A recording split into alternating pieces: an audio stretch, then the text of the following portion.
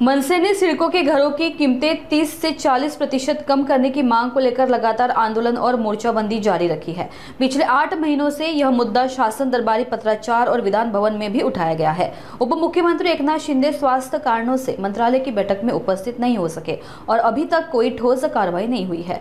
सांसद नरेश मस्के, मंत्री गणेश नाइक और स्थानीय विधायक भी चुप है। इस पर अब मनसे नवी मुंबई अध्यक्ष गजानन काले का बयान सामने आया है। उन्होंने चेतावनी दी कि यदि जल्द कीमतें नहीं घटी तो गणेशोत्सव पर दिंडी यात्रा और घेराव किया जाएगा। गेली सातत्याने महाराष्ट्र नवनिर्माण सेना सिडको सोडत धारकांबरोबर आहे, सातत्याने मोर्चे आंदोलन केली। विधिमंडळात हा प्रश्न मांडला गेलाय, पण अद्यापही एकनाथ शिंदे साहेबांकडे बैठक न झाल्यामुळे हा प्रश्न प्रलंबित आहे असं सिडको एमडी सांगतायत। शिंदे साहेबांची आम्ही अनेकदा वेळ मागितली, बैठक झालेली नाही।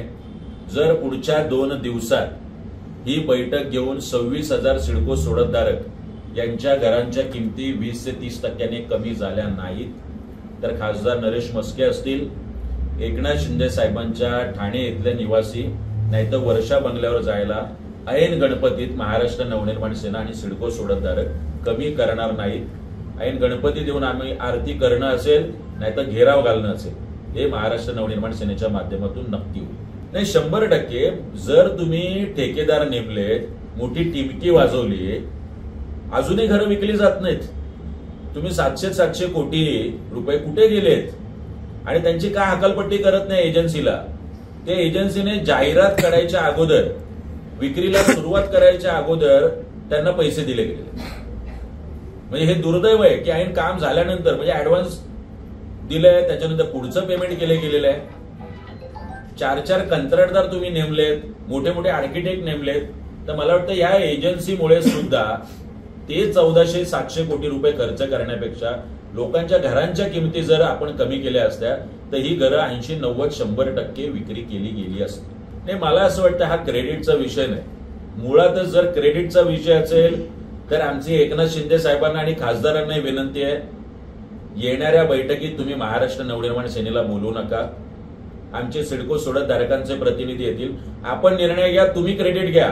तुमच्यासाठी शुभेच्छांचा बुके घेऊन आणि तुमचा नागरी सत्कार करायची सुद्धा महाराष्ट्र नवनिर्माण सेनेची तयारी आहे।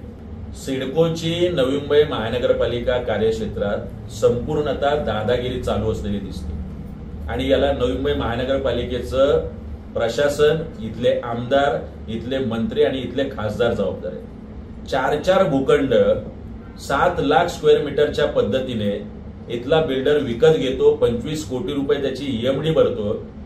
जे पोलीस स्टेशनसाठी राखीव आहे, जे गार्डनसाठी राखीव आहे, जे मैदानासाठी राखीव आणि जे ज्येष्ठ नागरिक केंद्रासाठी राखीव, असे 4 भूखंड जे नवी मुंबई महानगरपालिकेच्या डीपी मध्ये मंजूर झालेले आहेत, ते भूखंड सिडको सर्रास विकते आणि इथलं राजकीय नेते, मंत्री, आमदार अजिबात बोलत नाही।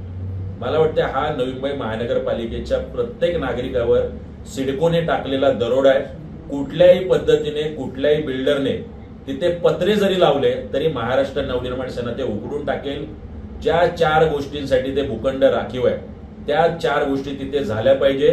दुसरी कुठलीही गोष्ट महाराष्ट्र नवनिर्माण सेना खपवून घेणार नाही। मनसेचा पुढील पाऊल काय असणार आहे सिडकोच्या घरांच्या? या सिडकोच्या घरांच्या संदर्भात आम्ही येणाऱ्या गणपतीत, जर गणपतीच्या अगोदर निर्णय नाही झाला, वर्षा बंगला असेल, उपमुख्यमंत्र्यांचं निवासस्थान असेल मुंबईतलं, नाहीतर ठाण्यातलं निवासस्थान असेल, इथे लवकरच येणाऱ्या काही दिवसात दिंडी मोर्चा काढू आणि उपमुख्यमंत्र्यांना घेराव घालू।